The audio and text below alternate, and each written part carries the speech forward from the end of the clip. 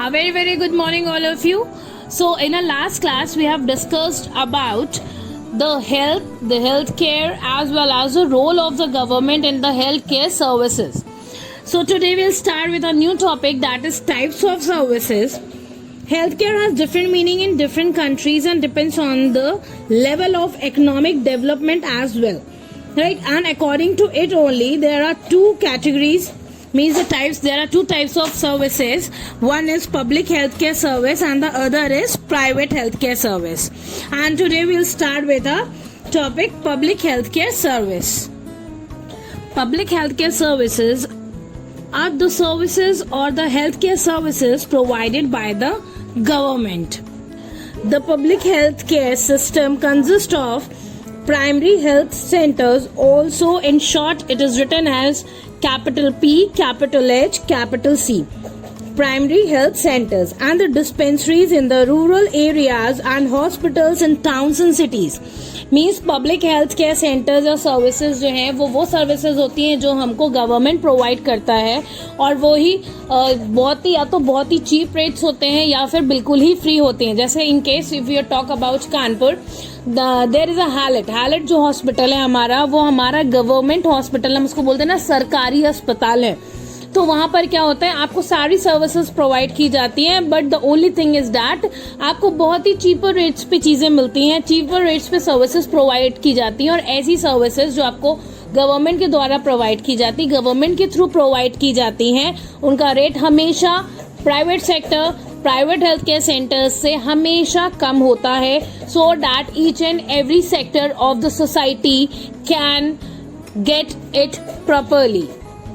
Then अगर हम बात करें विलेजेस की, तो there is a primary health centre there also which with trained doctors, nurses and basic facility. हर एक गांव में, हर एक एरिया में, जिले में जो आपके हेल्थ केयर सेंटर्स बनाए गए हैं, प्राइमरी हेल्थ केयर सेंटर्स बनाए गए हैं, उनमें आपके पास ट्रेन डॉक्टर्स होते हैं, नर्सेज होती हैं, और आपकी जो भी बेसिक फैसिलिटीज होती हैं आपके हेल्थ से रिलेटेड, चाहे वो मेडिसिन हो या फिर इंजेक्शंस हो या फिर जो भी आपकी मेडिकल नीड होती है, वो सारी आपके उन्हीं प्राइमरी हेल्थ केयर सर्विसेज या सेंटर्स पर आपको प्रोवाइड कराई जाती है. इसके साथ ही जो आपके विलेज हेल्थ, वहां पर विलेज हेल्थ और सैनिटाइजेशन, इसके साथ ही there are village health and sanitation समितिज consisting of panchayat members and other volunteers in the villages with a population of over 1000 people. क्या होता है, जहाँ पर पॉपुलेशन 1000 पीपल या उससे अबव होती है, तो वहाँ पर एक विलेज हेल्थ और सैनिटेशन समिति भी बनाई जाती है, और उसके मेंबर्स होते हैं Panchayati, there is a rule of Panchayati Raj.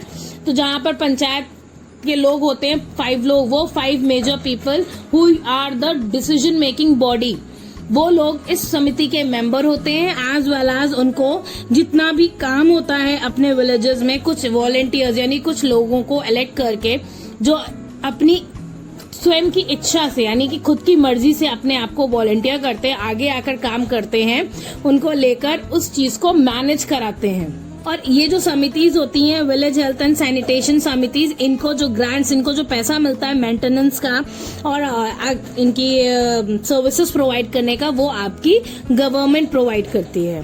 Basically these समितिज what they use to do, क्या करते हैं, वो ये करते हैं कि they use to carry out household surveys, preparing village health camps, sanitation drives, regular cleaning and internal painting of reservoirs etcetera.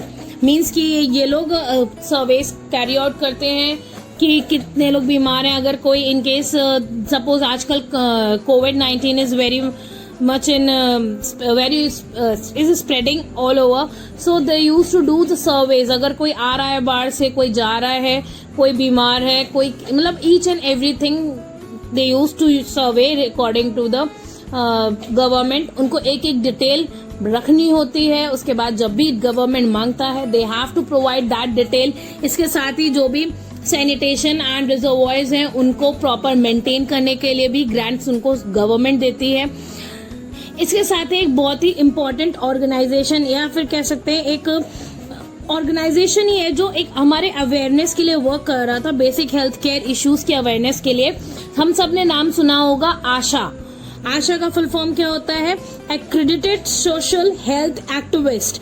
मतलब वो लोग जो एक्टिवली अपने हेल्थ केयर सर्विसेज को या हेल्थ इश्यूज को प्रमोट करते हैं, अवेयर कराते हैं लोगों को। ऐसे लोग जो इस तरह का काम करते हैं सोसाइटी में, उनको हम लोग आशा ऑर्गेनाइजेशन के अंडर में रखते हैं। और इसमें भी कुछ लोग अपॉइंट किए जाते हैं। ऐसा नहीं है इसके अंडर में सब लोग काम कर सकते हैं, नहीं, इसके अंडर में भी कुछ लोग असाइन किए जाते हैं। इसका भी प्रॉपर सिलेक्शन प्रोसेस होता है। उसके बाद they use to work as the member of this agency, that is ASHA, accredited social health activist.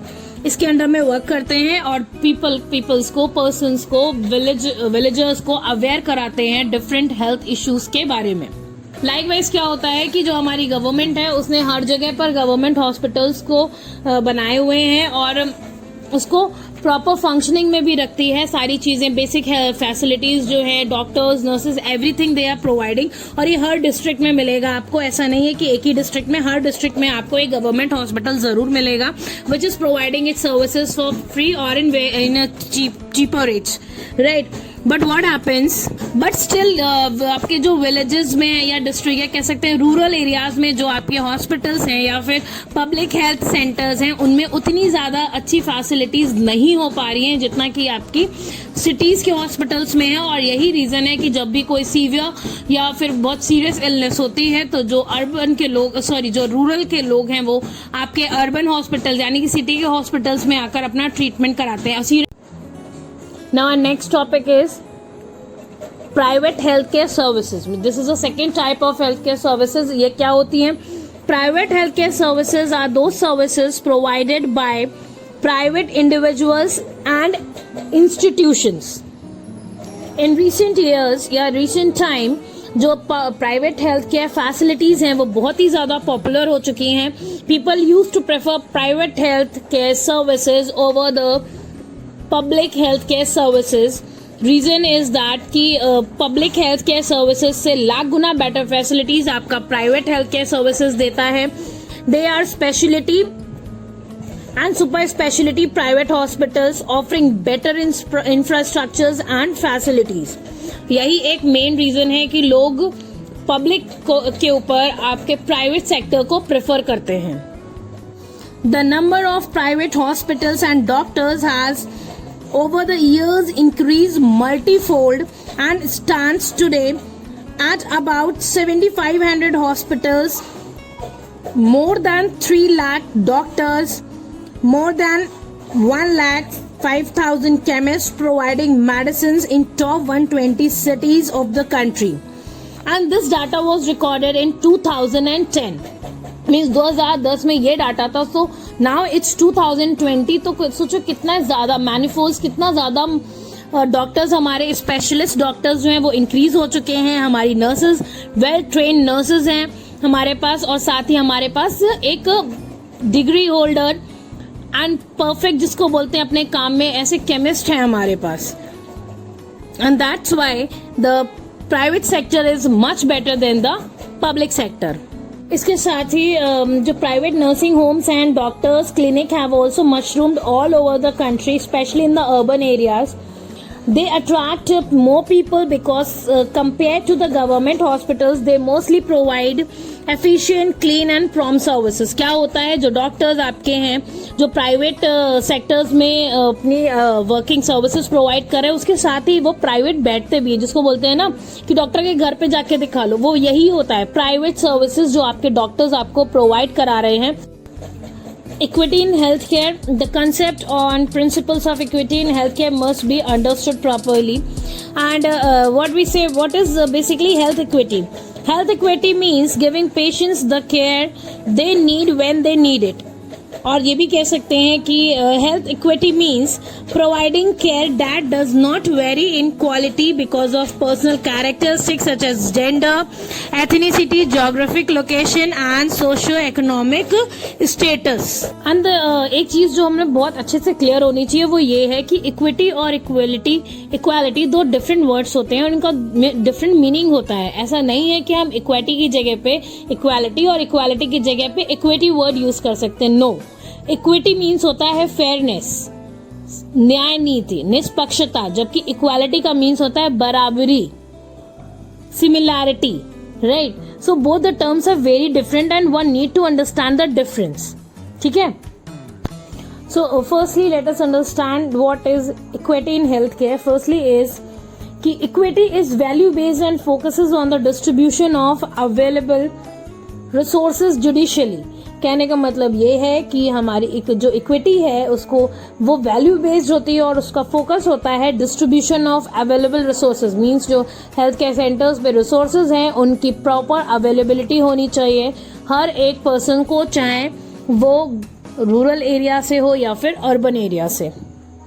Secondly is that equity takes into consideration that not all disparities in health are unjust.